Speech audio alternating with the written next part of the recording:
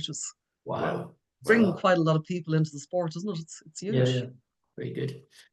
Very good. Okay. So I think we're almost ready to start. Okay, so first of all, thanks everyone for attending the very first, so the inaugural IASI webinar. And these webinars we're going to run periodically, possibly we're hoping to run them every quarter, and it'll be an opportunity for us to bring in some industry experts to discuss their part of the industry and how that may relate to IASI and more specifically to our members as instructors as well. And so this is a part of our bigger communication strategy, which is now being led by Blue Martin. Blue is there, you may be able to see her. This is sort of to dovetail into some other communications that we have going out more regularly, which is our Inside Edge, which is our new blog, which comes out periodically, maybe once a month as well. And it's our ambition now to have a newsletter every month as well. So you'll see a lot more engagement and a lot more community building from us as an association as we move forward. So to today's event, we're going to talk about biomechanics in skiing. We have Warren. Warren is no stranger to IASI. He's been working with us for many years now from the Warren Smith Academy.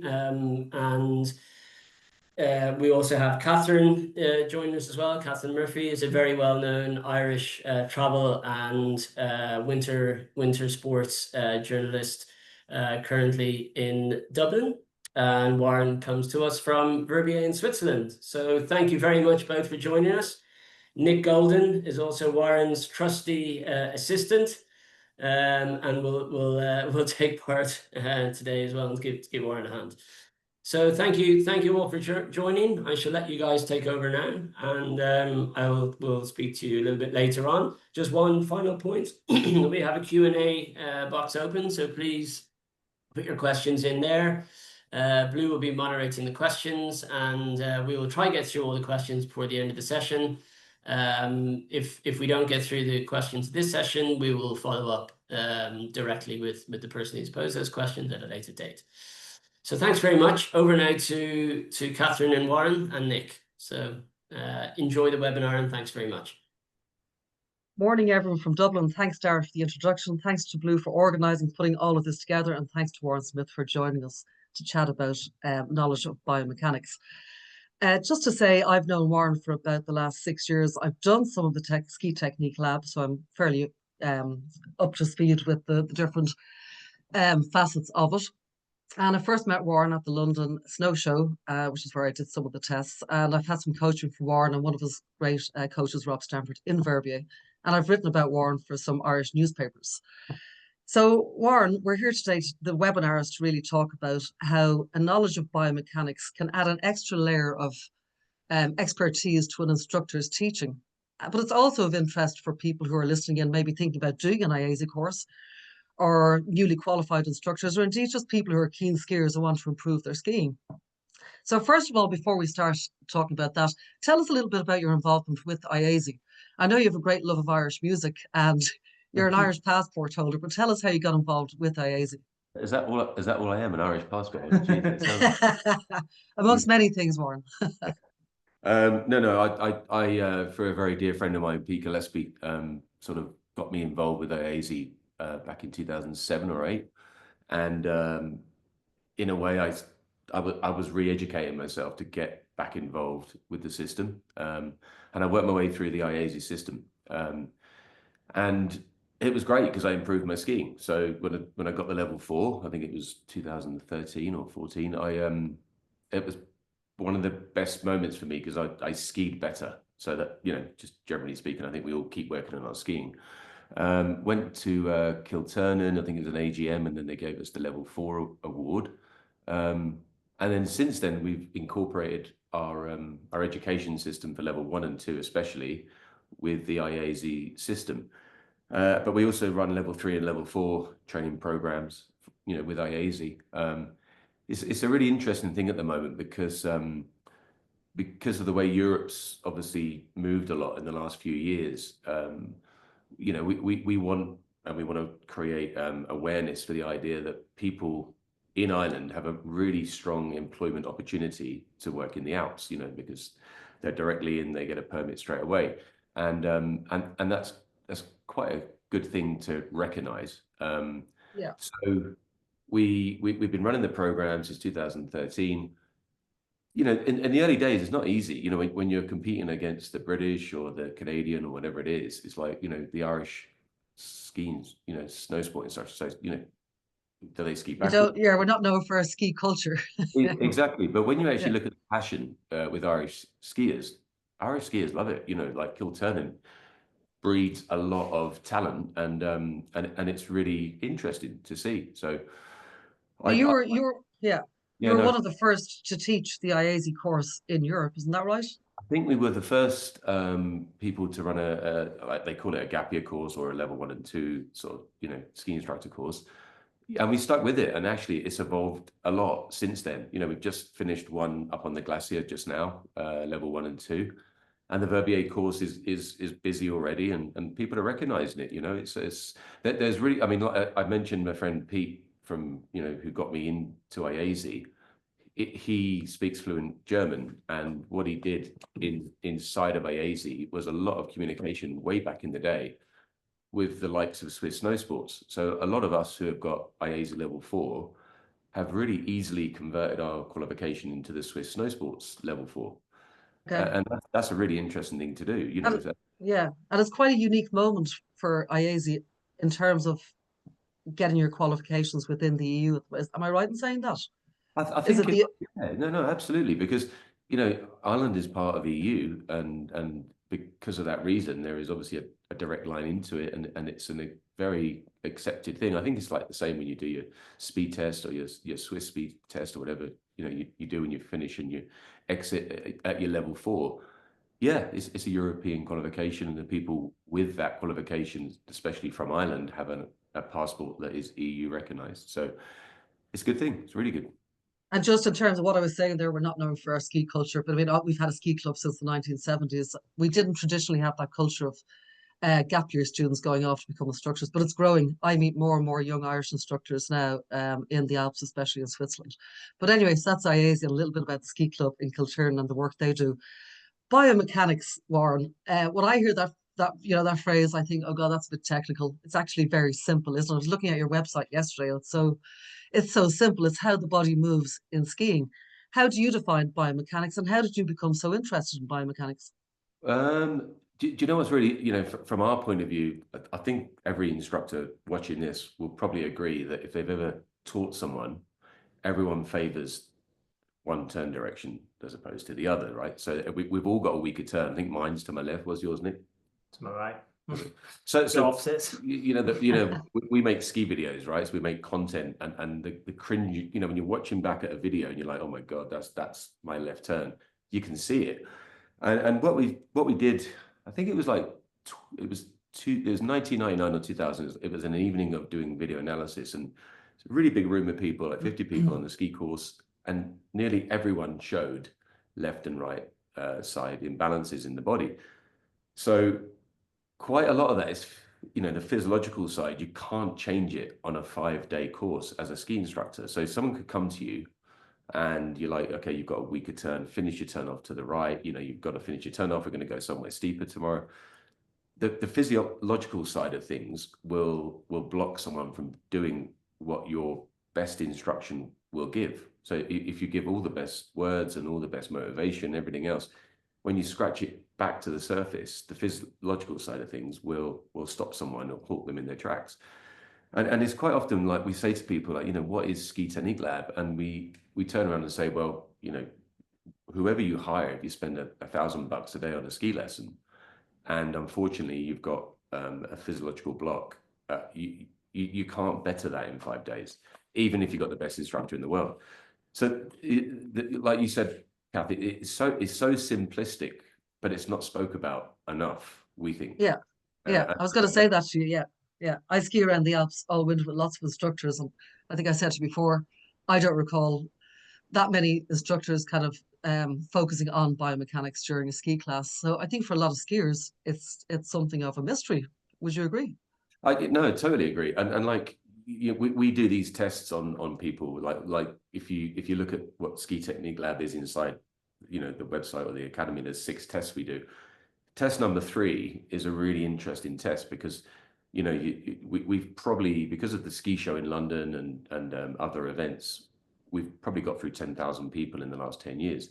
Wow. When you test someone's like ability to rotate, so like the ball rotating inside the socket joint to go to one direction or the other, we typically find about a 25 to 30 degree difference between the left and right side of the body. And there's loads of reasons for it. I'm not scientific enough to know the exact answer. In fact, I'm not scientific at all. But in layman's terms, when you hold someone's hips and you ask them to, like, okay, step your feet and your legs around to the right and step to the left, we always find that there's a blockage at a certain point. And then you ask the person the question, like, what's your weaker turn direction? It usually always adds up to where their limitation of rotation is. So Okay. when we talk about rotation, like we call it, leg rotation. What it should be labeled as from a ski instructor point of view is the inner rotation of your outside leg, or let's call it the downhill leg. And there was a really interesting thing, Kath, the other week. I was at Hemel and I was with a journalist, and they were like, yeah, this applies obviously to advanced skiers. And we're like, it does, and someone taking their level 4, level 3, whatever. But we were actually watching a beginner lesson at Hemel take place. And I said, actually, just watch this. As a group of 6 people, they're all beginners. And as you watch these 6 people come down the hill, and they were doing snowplow, they were just entering into snowplow turns. Every single person had a natural snowplow turn direction, and then the other one, they, shoved their shoulders and they shoved their upper body and everything else. This was to do a limitation of how that rotation, So can we just going back to the basics? So it's really well explained on your website. You've identified 6 movement patterns that are kind of crucial for good skiing. And can you just list those patterns briefly, and then we're going to hone in on 1 or 2 of them. You've got to demonstrate a couple of them. Yeah. So what we look at in skiing, I think when me and Nick are coaching, we generally see people flexing more at the knee and the hip than they do at the ankle. And it's pretty obvious, right? So in your day-to-day life, you don't walk around Sainsbury's or wherever you go shopping in a plastic rigid boot. Ski boots are brilliant these days. They've got way more pliable, you can move them. But the expectation of someone to clip in their boots on a Sunday morning at the start of the ski week and expect that joint to functionally work, it just doesn't, right? So I think every ski instructor listening to this must agree that we always encourage people to get work and activation into it. Quite often we call it like dominate your ski boot. Go and rehearse it. If you don't do it in day-to-day life, you're definitely not going to do it on your Sunday morning when you clip your skis. Yeah, we were talking about this. Yeah, what we often, I mean, this sounds ridiculous, but we often make a joke like, well, if you're going to watch Netflix, whack a ski boot on, do 30 minutes, get a nice bottle of wine, whatever, or a good Guinness, and actually just sort of work into your boot. Quite often, what you find is that you'll find little areas of pressure points on your boot as well when you do this, but the rehearsal of the muscle memory of that joint of flexing into a plastic boot is quite alien if you're not doing it every week in, week out. It's interesting. You can change someone's skiing off of snow if you can get them to do this type of work. So encourage people, if you're going to go and teach someone to ski, perhaps get in touch with them 3 weeks before they're going to do it. I was going to say your test from looking, I've got to go back and talk about what the 6 movement patterns are in a moment, aren't we? But I was thinking the other day, you could actually gather a group of mates, anytime from now on, have them over to your house, because these are exercises you can do, tests and exercises you can do off snow on the tiles of your kitchen floor. So just take us through briefly what the 6 movement patterns are. So the first one is ankle flex range, right? So we test ankle flex range because we've usually always found that people have got a tiny bit more flexibility in one leg than the other when you're focusing on the ankle.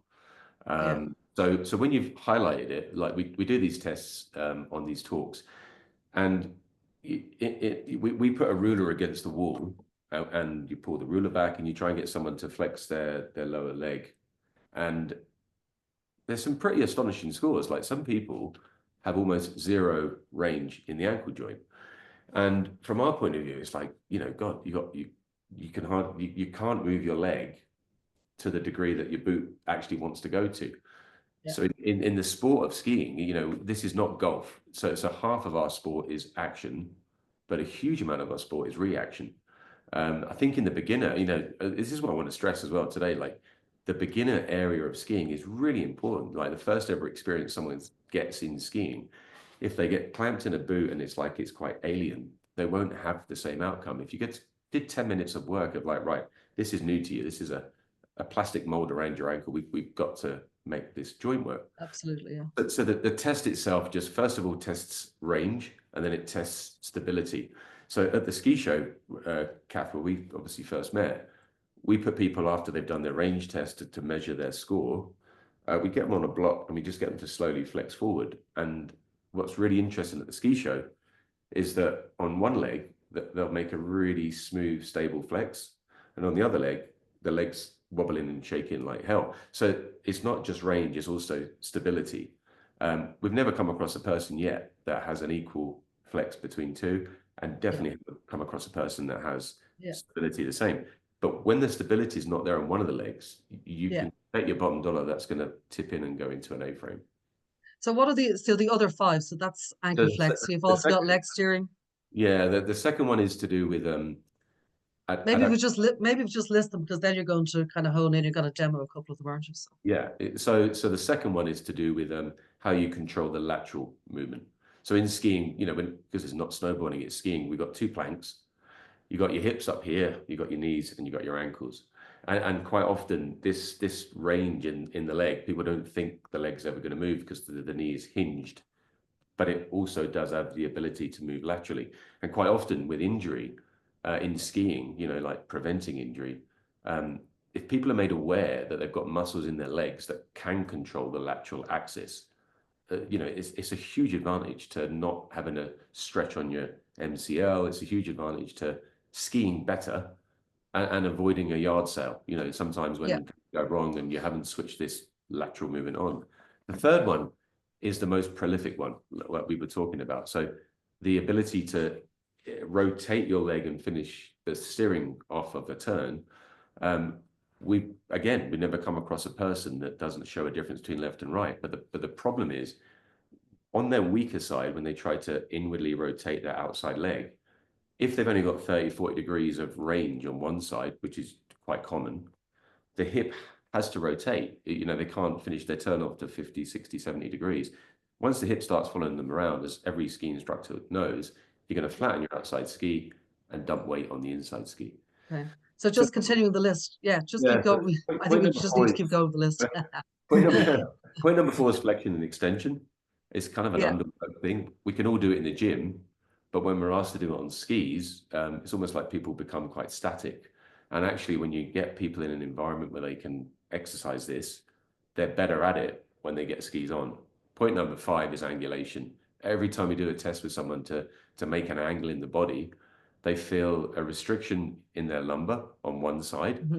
But it's interesting when you get someone to do it statically, you're like, is that what you think angulation is? Then like their knees are collapsing in, the hips are rotating. Like if you can't do it statically, you ain't going to do it on the hill when you're moving at 20, 30 miles an hour. And then point number 6 is to do with core activation and endurance, not sort of, powerfully doing a plank for 2 minutes on the ground. It's almost like you're trying to activate your core and do other things at the same time. Most ski runs are about 30, 40 seconds, not much more than that. But if you ask a person to activate their core and then move their legs and chuck them a ball when they're sitting in a chair, their core will usually release and they'll forget about the activation of the core from an endurance point of view. Okay. Yeah.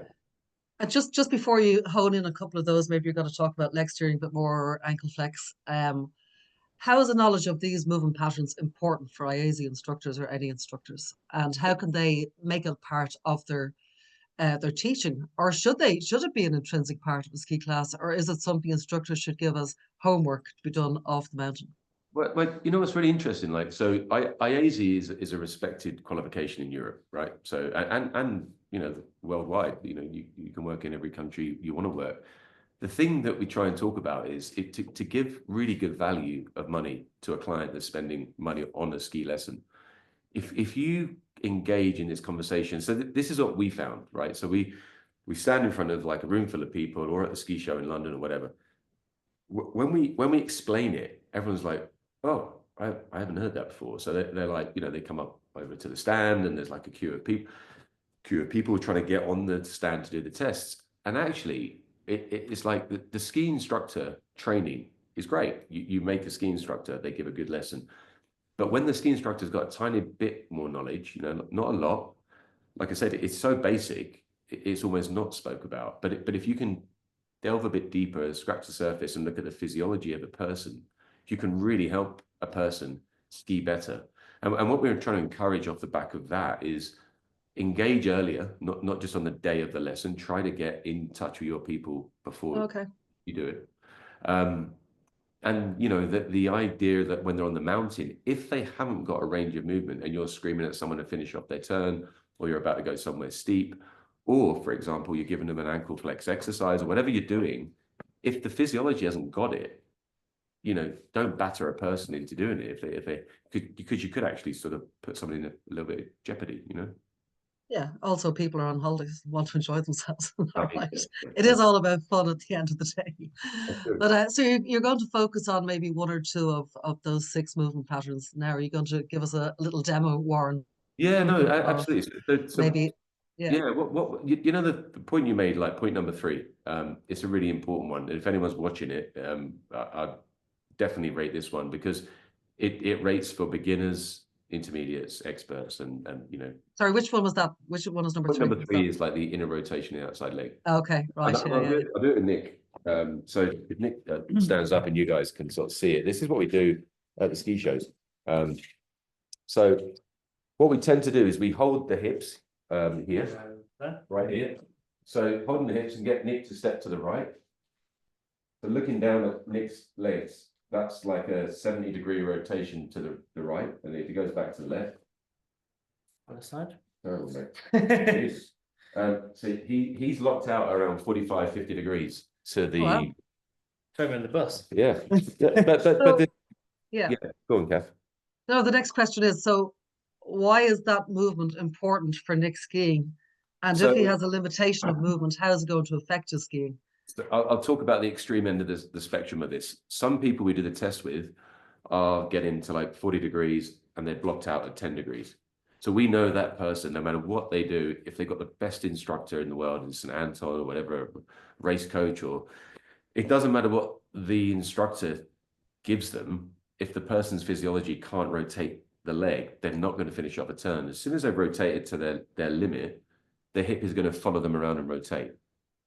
And the hip rotation, as we know, leads to arms swinging around, everything else. And we don't want it. You know, we want the legs to steer freely when you ski.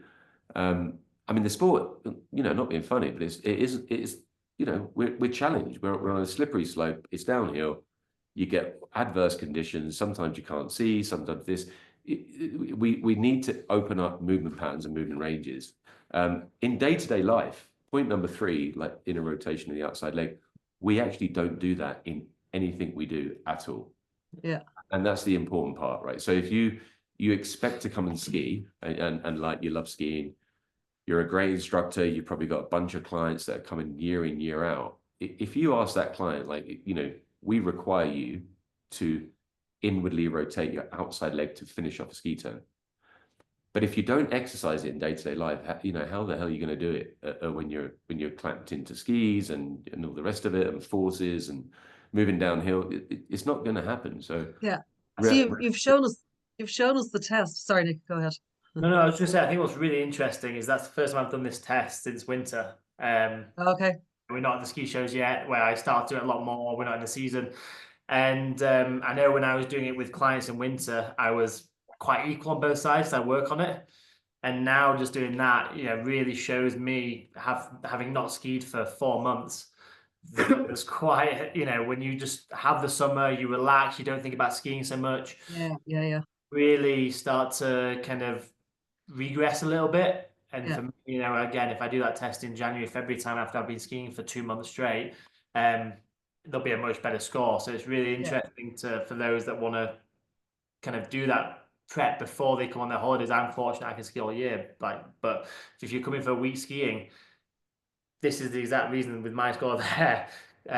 Obviously to everyone on the screen that work on it before you get out skiing, because that's quite interesting for me to understand. It's an interesting point Nick just made, actually. So when we do go on tour and we do these tests, I'm terrible at the start of the tour. 3 days in, it changes. 6 days in, it changes a lot. 10 days in, we're completely free of movement. We've got the full range of movement. Yeah. And that's the key point, I think, is like, if you can work on it before you go skiing, or if you can encourage your clients who you're teaching to say, look, we've got something extra here. Like, go and read this, go and try this, and then come and enjoy your ski lesson. The reality of it is the value for money of a ski lesson goes way up, because if you're blocked before you started, one of your turn directions is going to get full value for money. The other one's going to get 20. You're already ahead. Well, that brings me to my next question. With that particular test, what is the drill? What is the exercise?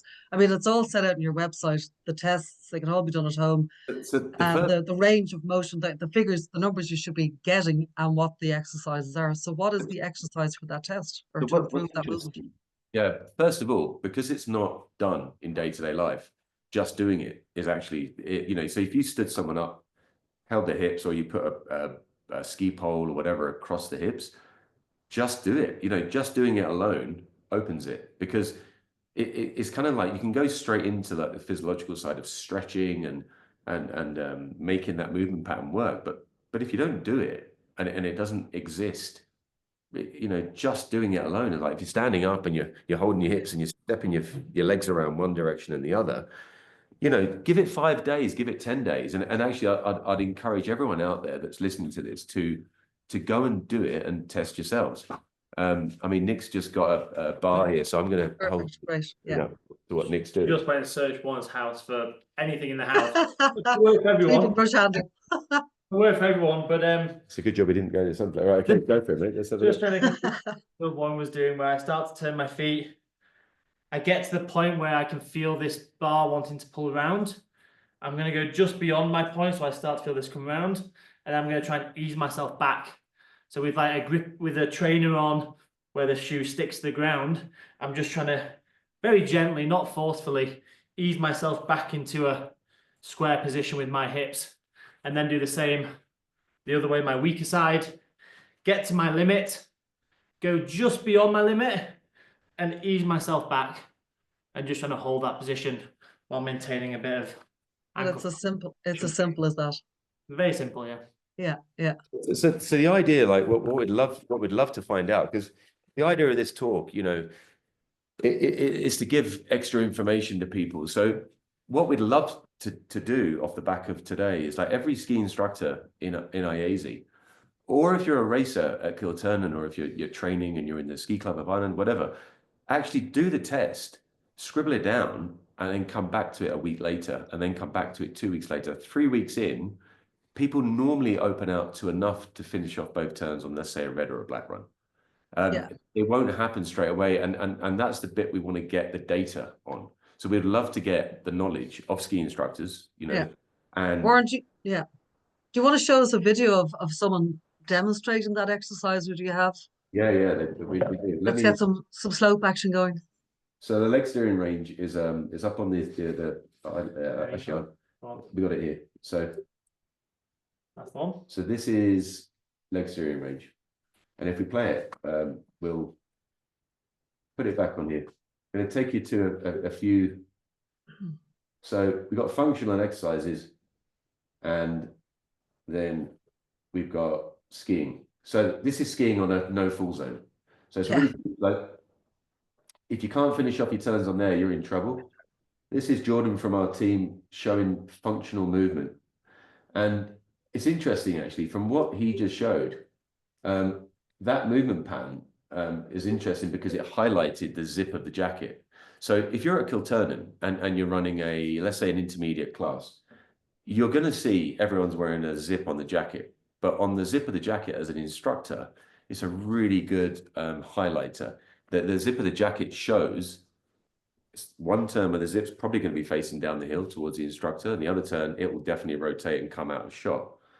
You've got an intermediate skier here, very early days, with, not much leg rotation at all. This guy here makes a pretty good turn towards the left, but the rotation's in.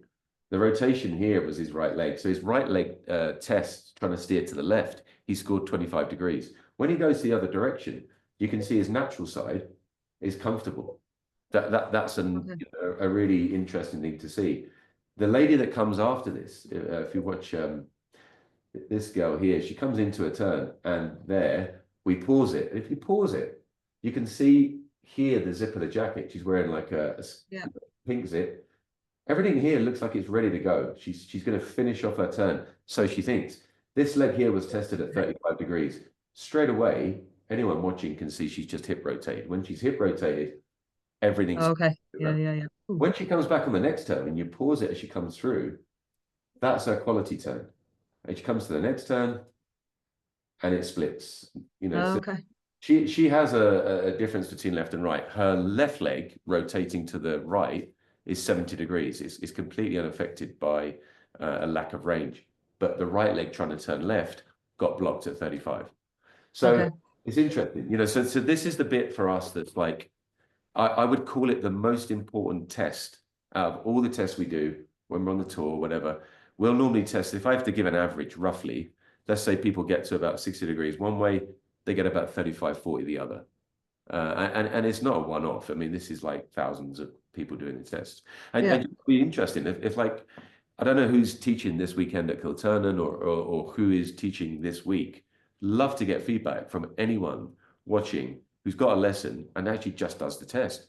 Because I don't think lessons are back yet, but they will be. I mean, the data alone is really interesting. The ski instructors within IASI could help us improve the delivery of what we're doing. So if we get extra information from someone who says, actually, I'm just going to do this afternoon, right? So do the test your buddy, test your partner, whatever, and actually see what the scores are. Yeah. The more people, and just taking it back to the IASI instructors and how we can add that extra layer of expertise. If an instructor notices a client during a class who has a limitation of movement, what do you kind of recommend they do? Can they kind of tackle it there and then? Maybe you've already mentioned this, or is it a homework scenario where they kind of recommend go away and do these tests? And it's a bit of both. So what every instructor at Kilturnan is going to see, or Irish instructors working in the Alps going to see, they'll always have a client that favors one turn, and they'll always have a client that rotates the upper body a little bit more. Now you can go and give someone a classic ski instructor exercise, hold your pole in front of you, let's get the pole down the hill. But the root cause of like upper body rotating is actually in the inner rotation of the outside leg. As soon as that rotates, that's what you're going to see. As an instructor, you can't be too heavy on this, because it's almost like, you know what, take up tennis or crack on and just, go to apron. We're really good at that, by the way. No, but the key is to balance it a little bit, right? So you're going to see something on the hill. You can encourage someone to like raise awareness. But the real gem as a ski instructor is like the knowledge that you give to someone. You show them the test, they're like, oh, geez, I didn't even know that existed. And quite often, showing them the movement pattern is something that they won't do in their skiing unless they're really explained about it. But when you tell them that there is you can show them really clearly there's a difference between left and right. It's a great thing to chat about, because you gain the trust of the client. And when they hear you talk a tiny bit of sports science, they're with you for the rest of your, that's it. You're their god of skiing. Okay. And that's the gem, really. If you give them that little bit of extra knowledge, they'll be with you forever, for sure. Absolutely. I mean, I still remember just mentioning Rob Stanford from your own academy, some of the tips he gave me. That's 5 years ago, nearly 6 years ago at this stage. So, I mean, we also want to talk about safety. What about me, Kath? Did you coach me?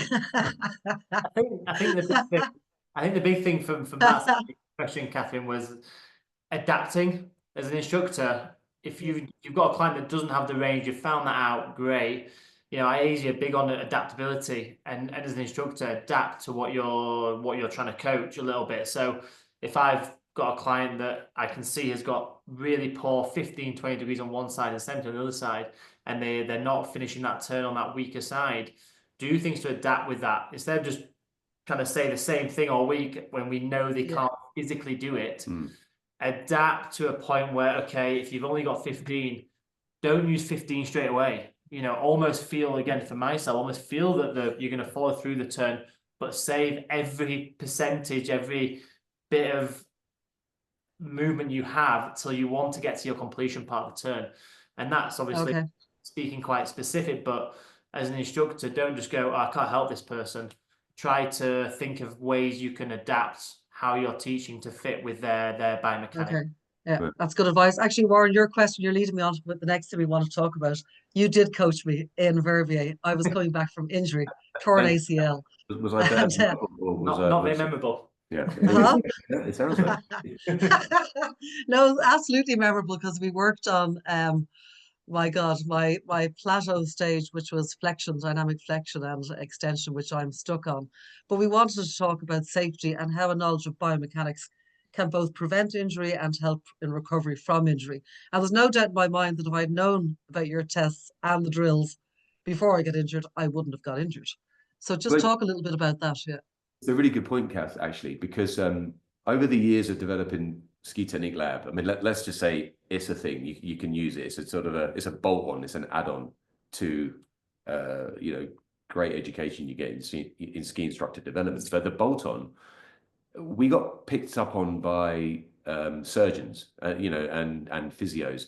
The surgeons, people that have operated on, you know, rugby players, you know, Premiership footballers, and Andy Murray, all these people, they're passionate skiers. Quite a lot of surgeons ski, and when we did this test at it's a place called the 40th Clinic in London. If you Google it, if you guys are watching, just look up what they do, right? So it's a pretty cool setup.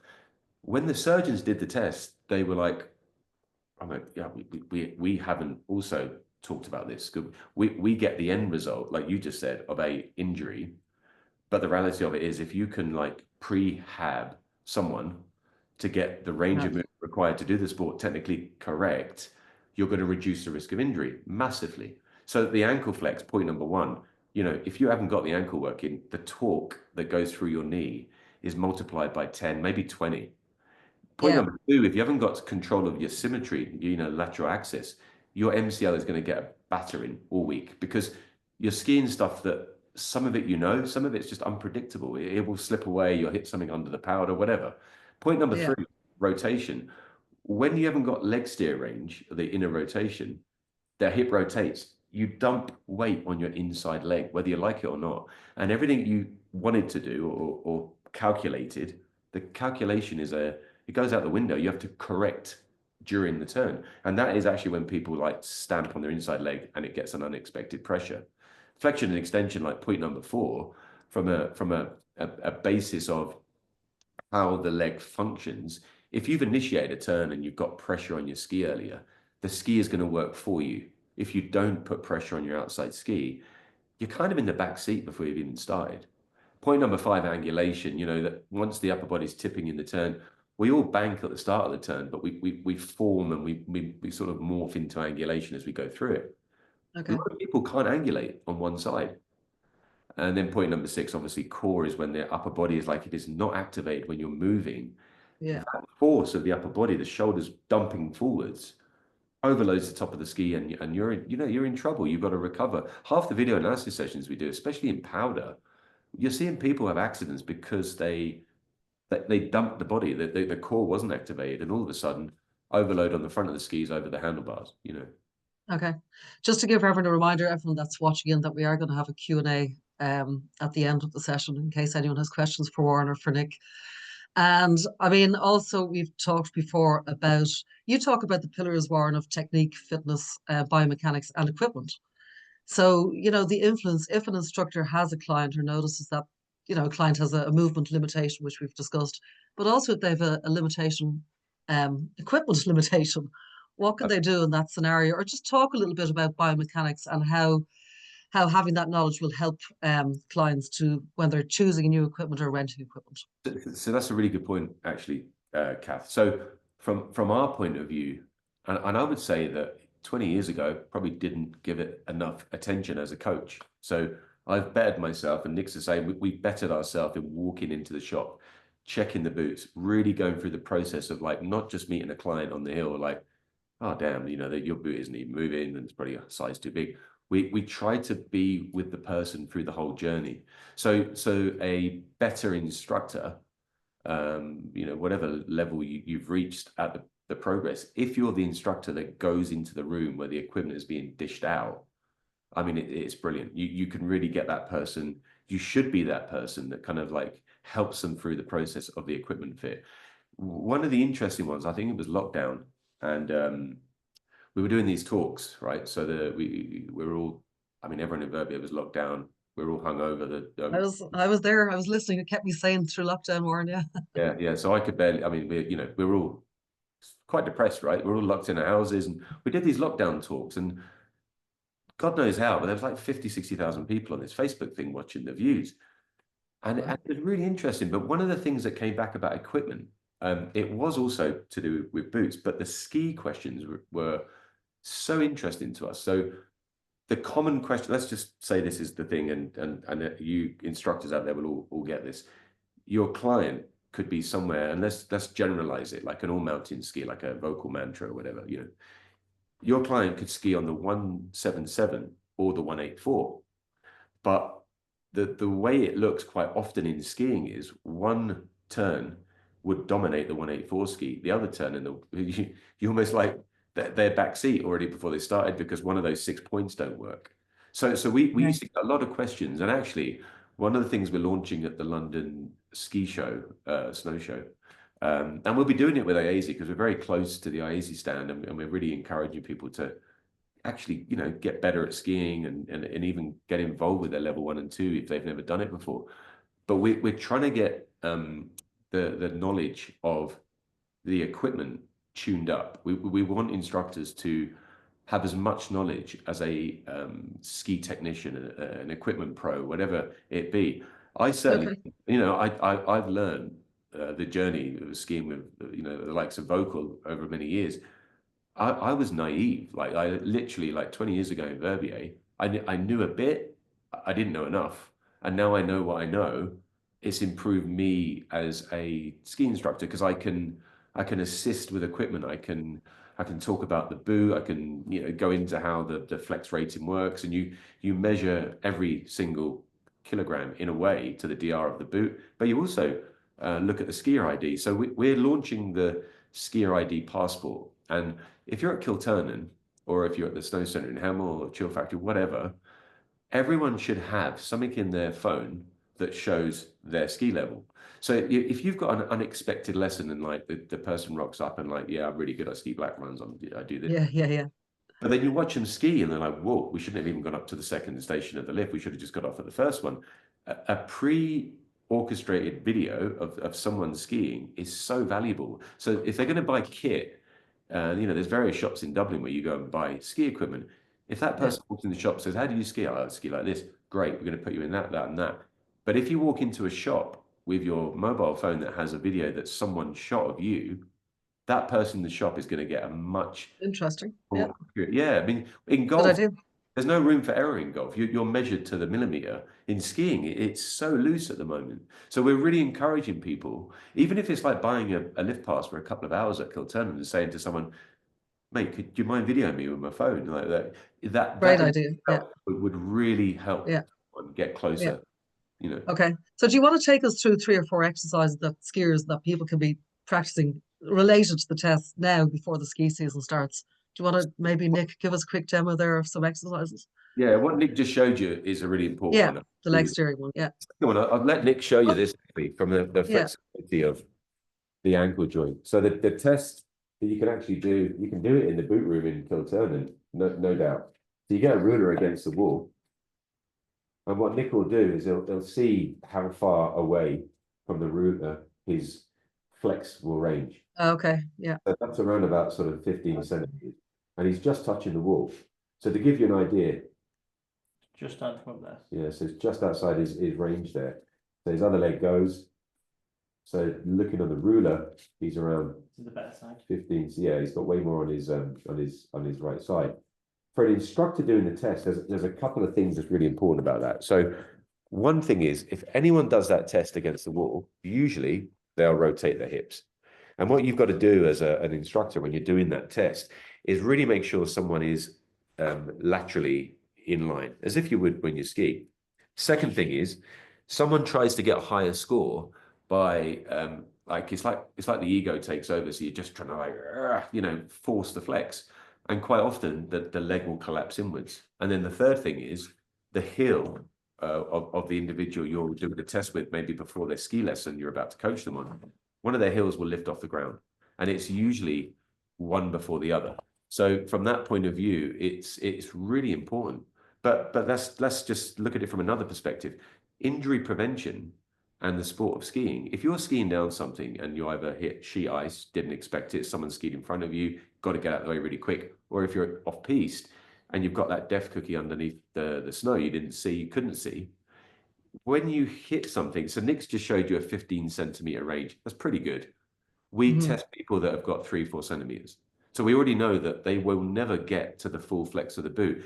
But it's not just how you dominate the boot, it's also the reaction flex. So if you hit something and you're in balance, your boot can flex to a very sudden maximum flex. And if you don't have that range, you're prone to a stretch of the calf or even Achilles tweaking. You might not damage it, but you might have like a micro injury, and those things. So yeah. So is that the exercise you've just shown us there then, or So that's the test. We can That's the test, run you yeah. through a few ways to help kind of excellent. these and stuff to try and help kind of prepare ourselves for winter in terms of the ankle range, which one I'll do now. But then there's another one as well in terms of the hip flexibility as well we can do.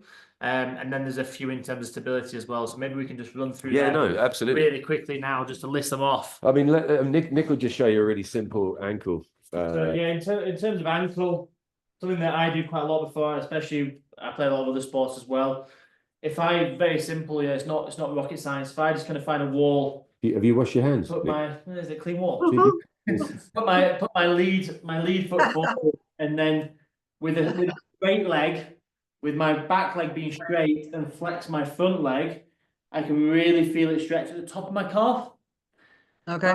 So if I change that and I just start to actually flex my back leg as well, so not much change at all, could go from a straight leg to a flex leg, I start to feel the stretch much lower in the lower part of my calf.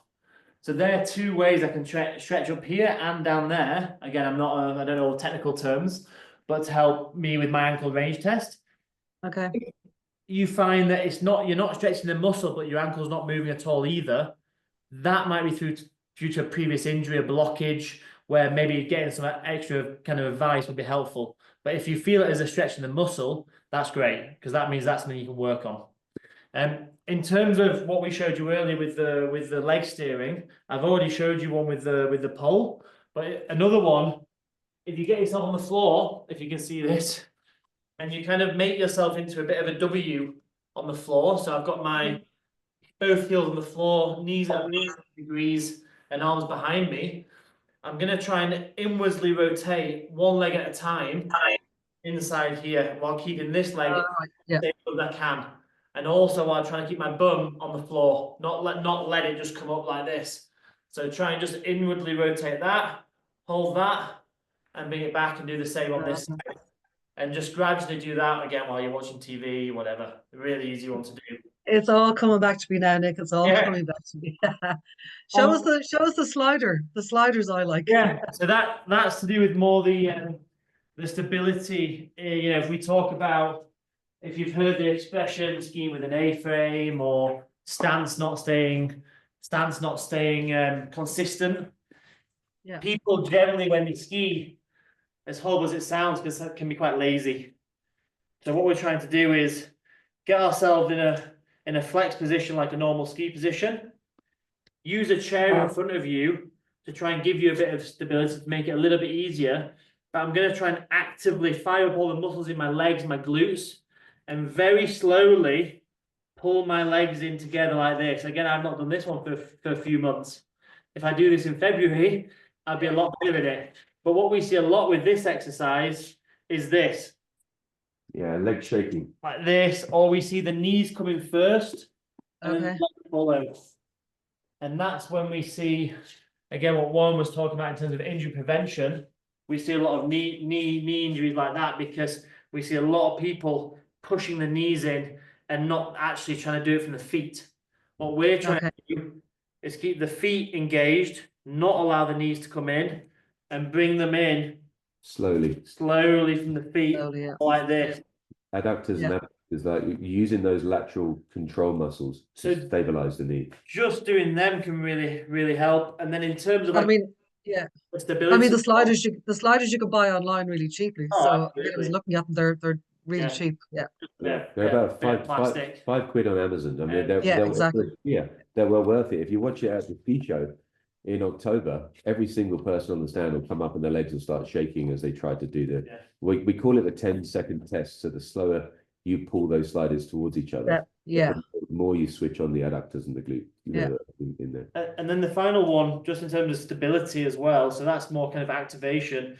Something again so simple. I'm not even on a ledge, but just trying to get yourself balanced. And then when I go down with one leg and I touch my heel with the other leg, I'm trying to just to keep it nice and stable. As I go down, you're not seeing all this shaking and wobbliness kind of thing. It's just smooth, touch the heel and come back up. Wow. Again, Yeah. you might see in a lot of people is as you go down, you might see the knee start to collapse in like that. So it's trying to be aware of alignment, but also stability. Yeah, I mean, that's an interesting point Nick's just made, actually. So we work quite closely, and as I said, we've improved ourselves as ski instructors by getting a better knowledge of equipment.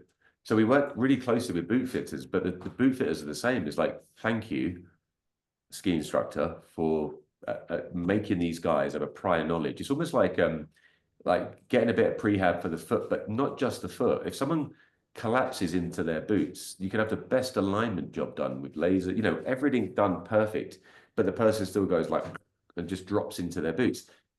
The knowledge base of switching on lateral control muscles will really improve the boot fit. You'll get extra value for money off it. Okay. Yeah. We're just about out of time, so we've got to start wrapping up. I think we're going to pass over to Dara. One thing, just finally, I'm always interested is how different people learn to ski and how different instructors teach skiing.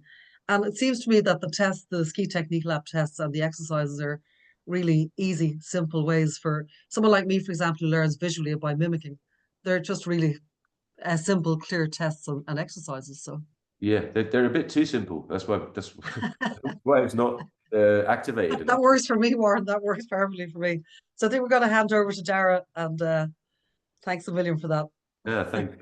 That was great. Thanks very much, Warren and Nick. Nick, especially for the fantastic demonstrations there, and Warren for your insights and your knowledge, of course. And Catherine, thank you very much for asking the questions. Certainly some things to think about there, especially doing the tests myself at home beforehand, and also with my clients as I'm teaching them as well. And I guess the range and the measurements will differ depending on the start of the season, as you mentioned, and also injury is a big one as well. That'll also affect people who are coming back from injury. So no, really good, really interesting. Of course, I'm going to talk a little bit now about the events that IASI will have running from now until the end of the year. Of course, we can see you at the ski show, Warren, as well. IASI will have its first ever stand at the London Ski Show this year in October. I think it's the 18th and 19th of October, if I remember correctly. So we'll certainly see you there, and we'll encourage all of our members to come around and come around to our stand, have a coffee, get to know us, have a chat with us, etc. So that would be really good. In September, we have the Educators Weekend in Kilturnan. We spoke a lot about Kilturnan in this webinar. And so that'll give our Alpine-based educators a chance to go and meet with our Kilturnan-based educators. So that's really exciting. Also in Kilturnan in October, we'll have the IASI AGM, which happens every year, and the Members Weekend, that's the 25th and 26th of October. So that's going to be a really good opportunity for us to have our Irish-based summit, which will happen every year from now on. And also this year, we're going to have our first ever Alpine-based snow summit for IASI. And that's going to be a series of events over a few days. We're going to have the educator selection, which will allow our highly qualified instructors and members to have an opportunity to become educators. And to have that opportunity to educate our other members and examine eventually as well. We'll also have our members weekend for all of our members. Will you be able to do your a CPD? And I guess we'll see you guys there as well for that, Warren. That's in Sheboygan, of course. And so really from the 27th to the 2nd of October to the 2nd of November, you'll find a lot of IASI people in that one place in Sheboygan. So I recommend you have a look at our accommodation, which we have partnered with various hotels, etc. And more details can be found in the last newsletter, and of course we'll send an update in the coming weeks as well. So listen, really fantastic webinar. Thank you, everyone. A special thanks to Blue as well, who's brought all of this together. Blue Martin, who's our head of communications at IASI as well. Really exciting stuff coming up in the next few months and on into next season. So thanks everyone once again, and we'll look forward to seeing you all somewhere on the snow or in Kilturnan. Thanks very much. Thanks, guys. Thanks, Tara. We just have Just one We question. just have one question, yeah, Yeah. for Peter. And the question for Peter is, where can we learn more about this, more detailed information and experience? And do you have a more in-depth course, Warren? Yeah, we do. I mean, we'll be delivering something definitely at Kilturnan at the end of October, or the latter part of October, the AGM. On the website, you go on. It's not a paid for thing, so it's open source at the moment. You don't need to buy it. You just go and use it, and we just hope people can use it. One thing I would say is, yeah, go on the website, click on Technique Lab, and then inside that you'll see videos and tutorials. But give us the data. You know, anyone listening to this today, any ski instructor that's just gone through this, please do the tests. Please test yourself. Please do the scores, and then feed it back into IASI, because it's really useful information, you know, and we learn from it. I mean, we're still learning, you know, from it almost every week when we work with people. So yeah, please get involved. We'd love to hear your feedback. And if there's anything that any IASI instructor sees, level 1, level 2, level 3, level 4, a level 1 instructor sometimes can have a better eyesight or a better instinct of learning, you know, than some others.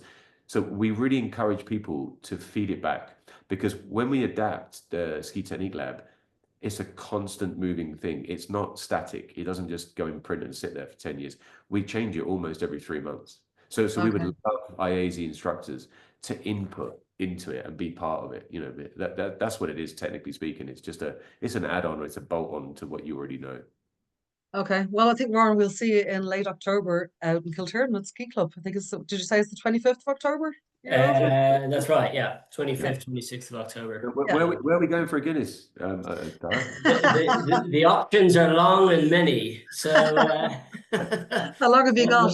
we're still trying to you know, refine the list, but we'll certainly have opportunities, and I look forward to having a pint for sure. Guinness, Mulligans, is that one of the? Mulligans, yeah. Mulligans is one of the Rogan's, famous ones in the centre. Stag's Head, Kyo's. Yeah. I Lisbon, quite like well, that's in the city Kyo's. centre. Yeah, Kyo's is one of my favourites, and McDade's. But there I we mean, go. where's the nearest place to the ski club? It's not even It called used the to be called the Golden Bull. Golden Bull. I can't Yeah, remember what it's called now. it's called something else now, but that's probably the nearest. Or Johnny Fox's is not that far away. Johnny Fox's with a blue eye. I'll bring my Irish certificate over, Kat, just to prove Bring your, it. bring your Irish passport for me, might let you in. I think they're checking them now at the airport. The best way to round off an IASI seminar is talking about Guinness. Absolutely. Let's keep it real. Listen, thanks a million, Warren, for Nick, for joining us from Verbia. Have a great Sunday. Thanks, everyone. Cheers. Take care. Thank you. Cheers. See you all later. Bye.